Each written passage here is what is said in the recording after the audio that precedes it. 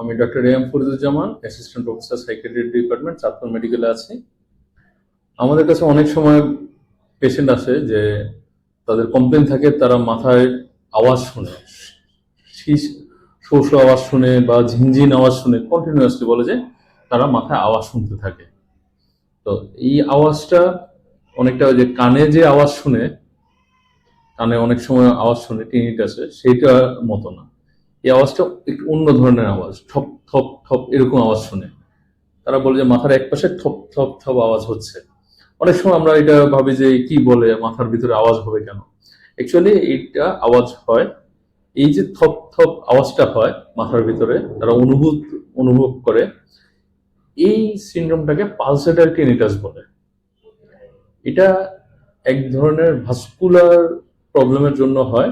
অনেক কারণে এটা হতে পারে। সাধারণত কেউ যদি হাইপার টেনশনে ভোগে, তার এই অনেক দ্রুত বেশি জোরে রক্ত প্রবাহের জন্য ব্রেনে, তখন এই সমস্যাটা হতে পারে। তখন ব্রেনের ঠপ আওয়াজ শুনতে পারে সে। বা সে যদি তার কোলেস্টেরল লেভেল যদি বেশি থাকে, তখন ব্রেনে যে আর্টারি বা বডিতে যে আর্টারিগুলো থাকে সেগুলো বা রক্তনালী থাকে, এগুলো চিকন হয়ে যায়। তখন এখান দিয়ে অনেক জোরে বেগে ব্লাড চলাচল করে, তখন এই ধরনের আওয়াজ হতে পারে। এছাড়াও কারো যদি ডায়াবেটিস থাকে সেক্ষেত্রেও হতে পারে। এছাড়া আরো অনেক কারণে হয়ে থাকে। এই পালসেটারি টিনিটাস এটা এমন একটা রোগ যে রোগী একমাত্র সেই এটা অনুভব করে, সেই বুঝতে পারে যে এটা কেমন প্রবলেমটা ক্রিয়েট করছে। সে মাথায় সবসময় একটা ডিসকমফোর্ট ফিল করে, সবসময় সে বলে যে আমি মাথায় এখানে আওয়াজ হতে থাকে, ডান দিকে বা বাম দিকে যে কোনো একদিকে আওয়াজ হতে থাকে এবং খুবই খারাপ লাগে। হ্যাঁ, সে এই জিনিসটা সহ্য করতে পারে না।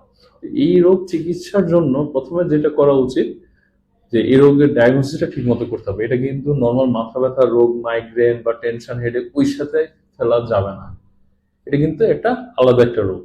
তো এটা ঠিক মতো ডায়াগনোসিস করতে হবে এবং এটার কজগুলো আইডেন্টিফাই করে সেই অনুযায়ী চিকিৎসা করতে হবে। যেমন কারো যদি হাইপার টেনশন থাকে সেটার চিকিৎসা করতে হবে, কেউ যদি স্ট্রোকের পেশেন্ট হয়ে থাকে পূর্ববর্তী, সেটা চিকিৎসা করতে হবে। কারো যদি কোলেস্টেরল লেভেল বেশি থাকে তার চিকিৎসা করতে হবে। কারো যদি অন্য কোনো আর্টারিয়াল স্ট্রাকচারে অ্যানিউরিজম বা কোনো প্রবলেম থাকে সেক্ষেত্রে চিকিৎসা করতে হবে। মানে যেসব কারণে এই রোগটা হয় সেই কজগুলো আইডেন্টিফাই করে তার চিকিৎসা করতে হবে। ধন্যবাদ।